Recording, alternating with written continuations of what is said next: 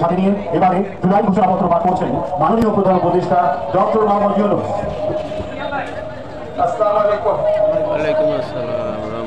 আজকে দেশের নেতৃবৃন্দকে সঙ্গে নিয়ে জাতির যে গুরুত্বপূর্ণ দায়িত্ব পালন করতে আমরা এসেছি,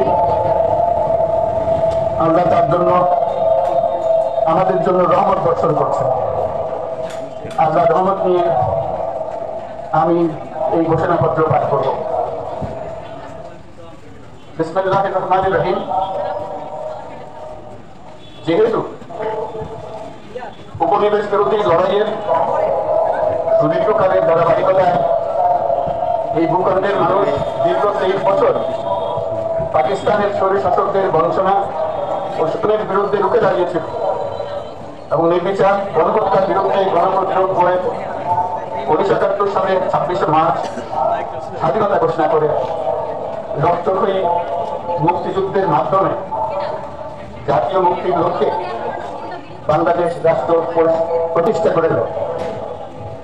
এবং যেহেতু বাংলাদেশের আপামর জনগণ দীর্ঘ আন্দোলন সংগ্রামের মধ্য দিয়ে এই ভূখণ্ডে স্বাধীনতার ঘোষণাপত্রে বিবৃত সাম্য, মানবিক মর্যাদা, সামাজিক সুবিচারের ভিত্তিতে উদার গণতান্ত্রিক রাষ্ট্র বিনির্মাণের আকাঙ্ক্ষাকে বাস্তবায়নের জন্য আওয়ামী লীগ সরকার মুক্তিযুদ্ধে জনআকাঙ্ক্ষা পূরণে ব্যর্থ হয়েছিল এবং গণতন্ত্র ও রাষ্ট্রীয় প্রতিষ্ঠানগুলোর কার্যকারিতা ক্ষুণ্ণ করেছিল।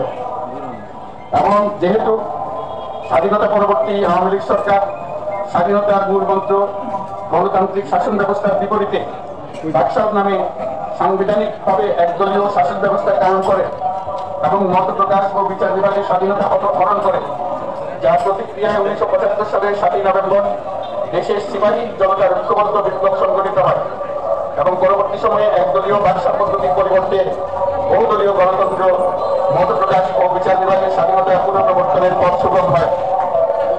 এবং যেহেতু 80-র দশকে সামরিক স্বৈরশাসনের বিরুদ্ধে দীর্ঘ 1 বছর ছাত্র জনতার অবিরাম সংগ্রামের মধ্য দিয়ে 1990 সালে গণঅভ্যুত্থান সংগঠিত হয় এবং 91 সালে পুনরায় সংসদীয় গণতান্ত্রিক শাসন ব্যবস্থা প্রবর্তন করা হয়। এবং যেহেতু দেশি বিদেশি চক্রান্তে সরকার পরিবর্তনের গণতান্ত্রিক প্রক্রিয়ার স্বার্থে সংবিধান সংশোধন ও পরিবর্তন বাংলাদেশের সকল রাষ্ট্রীয় সাংবিধানিক প্রতিষ্ঠান সমূহকে ধ্বংস করে এবং যেহেতু হাসিনা সরকারের আমলে নারী নেতৃত্বে একটি চরম গণবিরোধী একতান্ত্রিক ও মানবাধিকার হরণকারী শক্তি এবং যেহেতু অবৈধভাবে ক্ষমতা অব্যাহত রাখতে আওয়ামী লীগ সরকার প্রমুখী প্রহসনের নির্বাচনে এই জাতীয় সংসদ নির্বাচন এদেশের মানুষকে ভোটাধিকার ও প্রতিনিধিত্ব থেকে বঞ্চিত করে। যেহেতু আওয়ামী লীগ আমলে ভিন্ন মতের রাজনৈতিক নেতাকর্মী, শিক্ষার্থী, তরুণদের নিষ্ঠুরভাবে নির্যাতন করা হয় এবং সরকারি চাকরিতে একচেটিয়া দলীয় নিয়োগ, জাতীয় সংসদে প্রতিশ্রুত প্রয়োজনীয় সাংবিধানিক সংস্কারের মাধ্যমে দেশের মানুষের প্রত্যাশা, বিশেষত তরুণ প্রজন্মের আকাঙ্ক্ষা অনুযায়ী আইনের শাসন ও মানবাধিকার, দুর্নীতি, শোষণমুক্ত, বৈষম্যহীন ও মূল্যবোধ সম্পন্ন সমাজ এবং গণতান্ত্রিক রাষ্ট্র ব্যবস্থা প্রতিষ্ঠার অভিপ্রায় ব্যক্ত করেছে।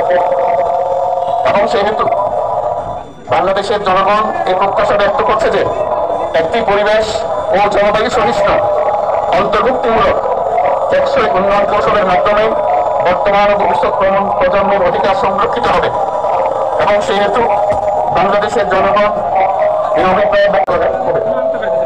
এবং 5ই আগস্ট 2024 সালে গণঅভ্যুত্থানের বিজয়ী বাংলাদেশের জনগণের আকাঙ্ক্ষার প্রতিফলন হিসেবে এই ঘোষণা প্রণয়ন করা হলো। জাতির সার্বিক মঙ্গল কামনা করে আমি জুলাই ঘোষণাপত্র আপনাদের সবার সামনে উত্থাপন করলাম। আমরা সকলের জন্য মঙ্গল কাজ করুন, জাতির জন্য মঙ্গল নিয়ে আসুক। সবাইকে ধন্যবাদ। আল্লাহ হাফেজ। পুনরায় ফিরে যাচ্ছি মানিক মিয়ার ভিডিওতে। আজকের দিনব্যাপী সাংস্কৃতিক অনুষ্ঠানমালা ও সন্ধ্যায় আকর্ষণীয় জোরের মাধ্যমে নতুন বাংলাদেশের গল্প বলা। দেশের সকল নাগরিককে সুস্বাস্থ্য কামনা করছি। সবাইকে ধন্যবাদ। অসংখ্য ধন্যবাদ জানাচ্ছি। আমরা এতক্ষণ সরাসরি যুক্ত ছিলাম, শুনেছি আপনার